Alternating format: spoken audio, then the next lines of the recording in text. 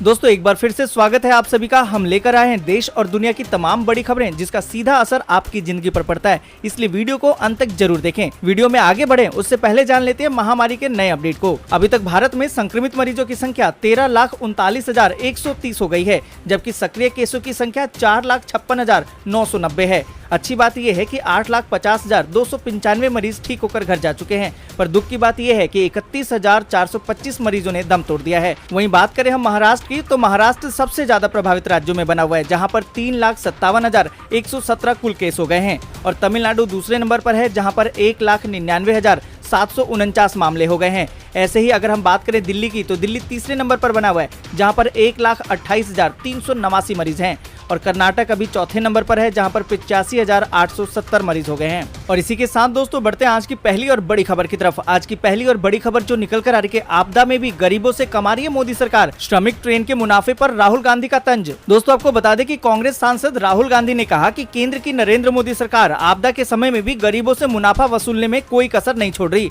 राहुल ने कहा कि देश में बीमारी के बादल छाए हुए हैं, बावजूद इसके इंडियन रेलवे मुनाफा कमाने में जुटी हुई है। दोस्तों आपको बता दें कि राहुल गांधी एक रिपोर्ट पर ट्वीट करते हुए टिप्पणी की। इस रिपोर्ट में बताया गया है कि महामारी काल में इंडियन रेलवे ने श्रमिक स्पेशल ट्रेनों से 428 करोड़ रुपए की कमाई की है। दोस्तों आपको बता दें कि ट्वीट करते हुए राहुल गांधी ने कहा कि बीमारी के बादल छाए हैं, लोग मुसीबत में हैं, बेनिफिट ले सकते हैं, आपदा को मुनाफे में बदलकर कमा रही है गरीब विरोधी सरकार। आपको बता दें कि महामारी संक्रमण की वजह से 25 मार्च को देश में अचानक राष्ट्रव्यापी लॉकडाउन लगाया गया था, तो बिहार, झारखंड, उत्तर प्रदेश, पश्चिम बंगाल, उड़ीसा के लाखों मजदूर दिल्ली, मुंबई, पुणे, सूरत, अहमदाबाद जैसे शहरों में फंस गए थे। इन मजदूरों को इनके घर तक पहुंचाने के लिए सरकार ने बाद में श्रमिक स्पेशल ट्रेनों की व्यवस्था की। इन ट्रेनों से लाखों लोग अपने घरों को लौटे। और आपको बता दें कि इन श्रमिक ट्रेनों के किराए को लेकर भी विवाद हुआ था। जब श्रमिक ट्रेनें शुरू हुई थी तो राज्यों ने मजदूरों से किराया नहीं लेने का ऐलान किया था। इसमें मध्य प्रदेश, बिहार, राजस्थान, छत्तीसगढ़ जैसे राज्य शामिल थे। हालांकि गुजरात, मुंबई, दिल्ली से लौट रहे मजदूरों ने शिकायत की थी कि वे ट्रेन से लौट रहे थे तो उनसे किराया लिया गया। आपको बता दें कि केंद्र ने इस पर सफाई देते हुए कहा था कि यात्रा का 85% खर्च केंद्र सरकार उठा रही है, जबकि 15% राज्य सरकारों को देना है। हालांकि केंद्र सरकार के अधिकारियों ने कहा कि इस प्रक्रिया में कुछ राज्य रोड़े अटका रहे हैं। दोस्तों आगे बढ़े उससे पहले वीडियो को लाइक और शेयर जरूर कर दें, क्योंकि आपका एक छोटा सा लाइक हमारी मेहनत का फल होता है। और इसी के साथ बढ़ते हैं अगली बड़ी खबर की तरफ। अगली बड़ी खबर जो निकल कर आ रही है, राजस्थान का मिडनाइट ड्रामा, देर रात सीएम गहलोत ने की कैबिनेट बैठक, सत्र बुलाने पर अड़े। दोस्तों आपको बता दें कि राजस्थान में सत्ता डावाडोल है। मुख्यमंत्री अशोक गहलोत और राज्यपाल कलराज मिश्र अपने अपने स्टैंड पर डटे हुए हैं।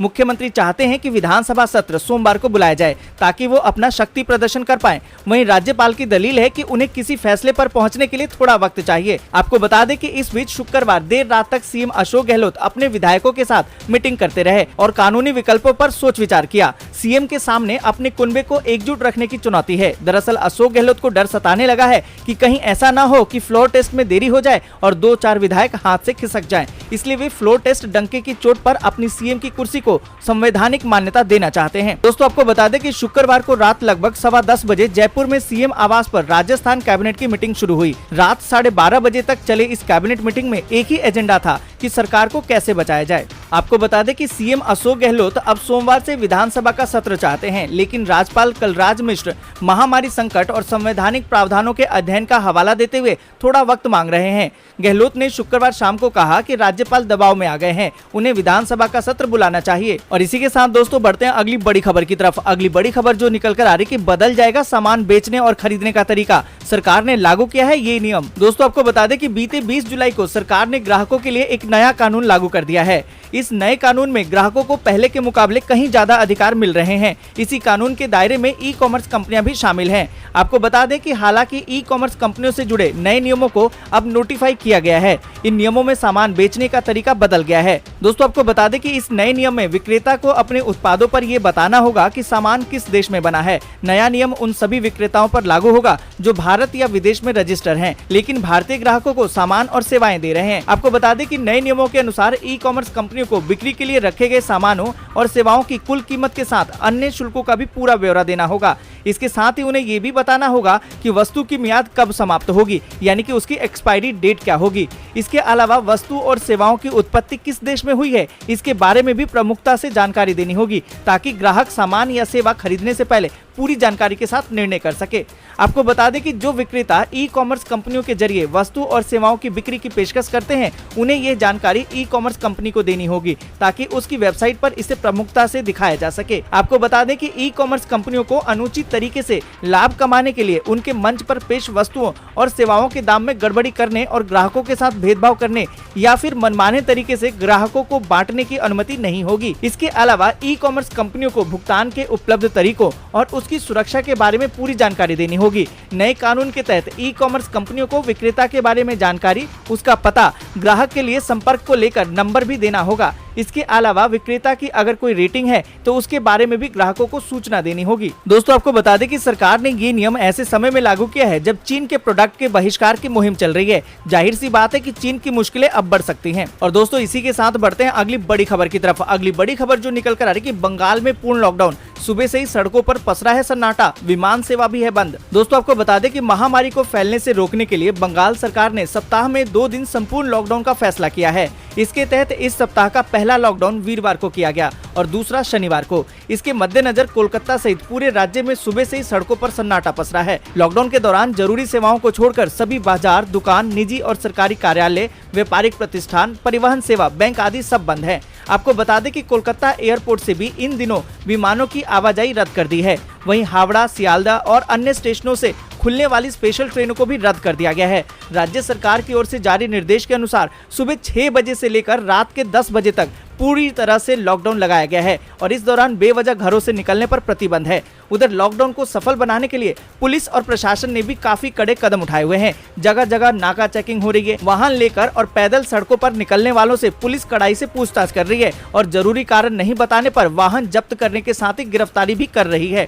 वहीं पूर्ण लॉकडाउन में आवश्यक सेवाएं जैसे दवा की दुकानें, स्वास्थ्य, बिजली, पानी आदि को छूट दी गई है। साथ ही चाय बागानों में कामकाज हो सकता है। ऑन साइट रहने वाले श्रमिकों के जरिए फैक्ट्रियों में भी काम को मंजूरी दी गई है। लॉकडाउन के दौरान भोजन की होम डिलीवरी को भी इजाजत दी गई है। इससे पहले वीरवार को लॉकडाउन बेहद सफल रहा और पूरे राज्य की सड़कों पर सन्नाटा पसरा रहा।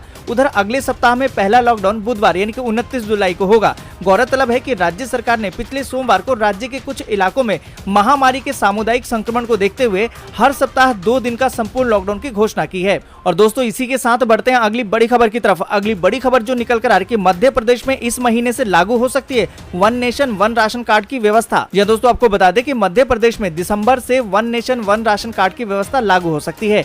इसके बाद सार्वजनिक वितरण प्रणाली के 5.5 करोड़ से ज्यादा हितग्राही किसी भी राशन दुकान से रियायत दर पर गेहूं, चावल और नमक ले सकते हैं। अन्य राज्यों में काम करने जाने पर उन्हें वहां से भी ये सुविधा मिलेगी। इसके लिए प्रदेश में 4 करोड़ से ज्यादा हितग्राहियों का आधार नंबर से पंजीयन हो चुका है। हर दिन लगभग 1 लाख हितग्राहियों का पंजीकरण किया जा रहा है। इसमें प्रवासी श्रमिकों को भी शामिल किया गया है। आपको बता दें कि प्रदेश में 25,490 राशन दुकानों के माध्यम से वर्ष 2011 की जनगणना के अनुसार 1 करोड़ 11 लाख परिवार यानी कि 5 करोड़ 6 लाख से ज्यादा हितग्राहियों को 1 रुपए किलो के हिसाब से गेहूं और चावल मुहैया कराया जा रहा है। राष्ट्रीय खाद्य सुरक्षा कानून के तहत प्रदेश की कुल आबादी का 75% हिस्सा खाद्यान्न सुरक्षा के दायरे में आता है। हालांकि ये संख्या इससे अधिक है। इसे लेकर प्रदेश सरकार लगातार केंद्र सरकार से कोटा बढ़ाने की मांग कर रही है। और दोस्तों, इसी के साथ बढ़ते हैं अगली बड़ी खबर की तरफ। अगली बड़ी खबर जो निकल कर आ रही है कि बिना सब्सक्रिप्शन लिए फ्री में देखे सुशांत सिंह राजपूत की आखिरी फिल्म। दोस्तों, आपको बता दें कि बॉलीवुड एक्टर सुशांत सिंह राजपूत की आखिरी फिल्म दिल बेचारा ऑनलाइन प्लेटफॉर्म पर रिलीज हो गई है।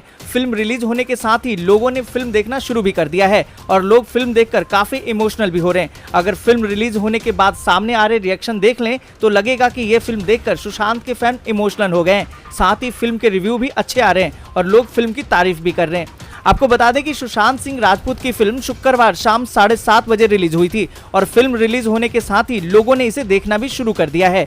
फिल्म को डिज्नी प्लस हॉटस्टार पर रिलीज किया गया है। फिल्म में एक्ट्रेस संजना संगी उनके साथ लीड रोल में नजर आ रही हैं और निर्देशक मुकेश छाबड़ा ने फिल्म को निर्देशित किया है। सुशांत सिंह राजपूत की आखिरी फिल्म होने की वजह से लोग इसका बेसब्री से इंतजार कर रहे थे। दोस्तों, आपको बता दें कि फिल्म हॉटस्टार पर भले ही रिलीज हुई है लेकिन इसे हर कोई देख सकता है। अगर आपके पास डिज्नी प्लस हॉटस्टार का सब्सक्रिप्शन नहीं है तो भी आपको फिक्र करने की जरूरत नहीं है, क्योंकि डिज्नी प्लस हॉटस्टार के सब्सक्राइब और नॉन सब्सक्राइबर दोनों ही इस फिल्म को देख सकते हैं। इसके लिए आपको सिर्फ हॉटस्टार एप्लीकेशन डाउनलोड करना होगा और उसके बाद आप बिना सब्सक्रिप्शन लिए इसे देख सकेंगे। तो जल्दी से इस एप्लीकेशन को डाउनलोड कीजिए और सुशांत की आखिरी फिल्म देखिए और इसके बाद इस वीडियो को लाइक करना बिल्कुल भी ना भूले। और दोस्तों, इसी के साथ बढ़ते हैं अगली बड़ी खबर की तरफ। अगली बड़ी खबर जो निकल कर आ रही है, अरविंद केजरीवाल सरकार की एक अच्छी योजना अब दिल्ली पुलिस के आ रही है काम। आपको बता दें कि एक समय आम आदमी पार्टी सरकार की ओर से राजधानी दिल्ली में लगाए जा रहे सीसीटीवी कैमरों को लेकर सवाल उठ रहे थे। ये योजना विवादों के घेरे में आ गई थी, मगर अब यही योजना काम की साबित हो रही है। अब इन्हीं सीसीटीवी कैमरों से अपराधी पकड़े जा रहे हैं। आपको बता दें कि यमुना पार में बुधवार को एक ऐसी ही घटना सामने आई और ये पूरी घटना वहां लगे सीसीटीवी कैमरे में कैद हो गई, जिसकी वजह से आरोपित पकड़े गए। आपको बता दें कि बृहस्पतिवार को अन्य मामले में झपटमार चैन छीनते हुए भी कैद हुए। इससे पहले भी अपराधों को रोकने में इन कैमरों से मदद मिली है। और दोस्तों, इसी के साथ बढ़ते हैं अगली बड़ी खबर की तरफ। अगली बड़ी खबर जो निकल कर आ रही है कि रेलवे की बड़ी तैयारी, हर ट्रेन और डिब्बे को मिलेगी लाइव लोकेशन, इस तकनीक का होगा इस्तेमाल। आपको बता दें कि जल्द ही ट्रेनों के साथ ट्रेन में लगे हर डिब्बे की लाइव लोकेशन का पता करना बेहद ही आसान हो जाएगा। इसके लिए रेलवे खास तैयारी कर रहा है। दरअसल भारतीय रेलवे ने दिसंबर 2022 तक अपने सभी डिब्बों में RFID टैग लगाने की योजना तैयार की है। दोस्तों, आपको बता दें कि भारतीय रेलवे दिसंबर 2022 तक सभी रेल डिब्बों में रेडियो फ्रीक्वेंसी आइडेंटिफिकेशन टैग यानी कि RFID लगाने के काम को पूरा कर लेगा। इस टैग के जरिए रेल डिब्बे जहां कहीं भी होंगे उनका लाइव लोकेशन पता लगाया जा सकेगा। अब तक 23,000 रेल डिब्बों में RFID टैग लगाए जा चुके हैं। रेलवे के बाकी डिब्बों में भी ये टैग लगाने का काम लगातार किया जा रहा है। महामारी के कारण कुछ समय के लिए ये काम धीमा पड़ गया था, लेकिन फिर से पूरी क्षमता के साथ इसको किया जा रहा है। सरकार ने भारतीय रेल के सभी डिब्बों में RFID टैग लगाने के लिए दिसंबर 2022 तक का समय सीमा तय किया हुआ है। फिलहाल भारतीय रेलवे अपने सभी रेल डिब्बों की जानकारी लिखित रूप में रखता है। इसमें डिब्बों की डिटेल दर्ज करने में गलती होने की गुंजाइश बनी रहती है। ऐसे में रेलवे के लिए RFID टैग से अपने सभी डिब्बों और इंजनों की सही स्थिति जानना आसान हो जाएगा। और इसी के साथ दोस्तों, बढ़ते हैं अगली बड़ी खबर की तरफ। अगली बड़ी खबर जो निकल कर आ रही है, प्रधानमंत्री आवास योजना के तहत जल्द मिल सकेंगे मकान, सरकार ने लिया है ये बड़ा फैसला। दोस्तों, आपको बता दें कि प्रधानमंत्री आवास योजना ग्रामीण के तहत मकान बनाने का काम पूरा करने के औसत टाइम को 114 दिन कर दिया गया है। पहले इस योजना के तहत 314 दिन में मकान बनना होता था। टाइम घटाने से इस योजना के तहत लोगों को मकान बनकर जल्द मिल सकेंगे। दोस्तों, आपको बता दें कि पुनः गठित प्रधानमंत्री आवास योजना के तहत अब तक 1 करोड़ 10 लाख घर बनाए जा चुके हैं। इनमें से 1,46,000 घर भूमिहीन लोगों को मिलने हैं। इस स्कीम के तहत सरकार ने अब तक 2 करोड़ 95 लाख मकान बनाने का टारगेट तय किया है, जो मार्च 2022 तक मकान बना लिए जाएंगे। आपको बता दें कि सरकार ने इंदिरा आवास योजना के अंतर्गत 2014 से लेकर अब तक कुल 182 लाख मकान बनाए हैं। आपको बता दें कि ग्रामीण विकास मंत्रालय की ओर से इंदिरा आवास योजना के अंतर्गत लगभग 72 लाख घरों के बनाने का काम पूरा कर लिया गया है। और इसी के साथ दोस्तों, बढ़ते हैं अगली बड़ी खबर की तरफ। अगली बड़ी खबर जो निकल कर आ रही है, जल्द तैयार हो सकती है स्वदेशी वैक्सीन, 6 शहरों में हो रहा है मानव परीक्षण। दोस्तों, आपको बता दें कि महामारी के लिए स्वदेशी वैक्सीन तैयार करने की प्रक्रिया भारत में तेजी से आगे बढ़ रही है। भारत बायोटेक और जायडस कैडिला की वैक्सीन का 6 शहरों में मानव परीक्षण चल रहा है। शुक्रवार को दिल्ली स्थित एम्स में एक 30 वर्षीय व्यक्ति को भारत बायोटेक द्वारा तैयार की गई कोवैक्सीन का 0.5 मिलीलीटर इंजेक्शन दिया गया। वह दिल्ली का पहला व्यक्ति था जिसे ये इंजेक्शन दिया गया। आपको बता दें कि भारत बायोटेक और जायडस कैडिला दोनों ही कंपनियों को क्लिनिकल ट्रायल के पहले और दूसरे चरण की अनुमति दी गई थी और 15 जुलाई को वैक्सीन की पहली खुराक महामारी उम्मीदवारों को दिया गया। वहीं ऑक्सफोर्ड यूनिवर्सिटी द्वारा तैयार की गई वैक्सीन का जल्द ही भारत में परीक्षण किया जाएगा। दोस्तों, आज के लिए बस इतना ही। वीडियो को लाइक और शेयर जरूर कर दें। अगर अभी तक आपने चैनल को सब्सक्राइब नहीं किया है तो सब्सक्राइब करें, बेल के आइकन को दबाएं, ऑल नोटिफिकेशन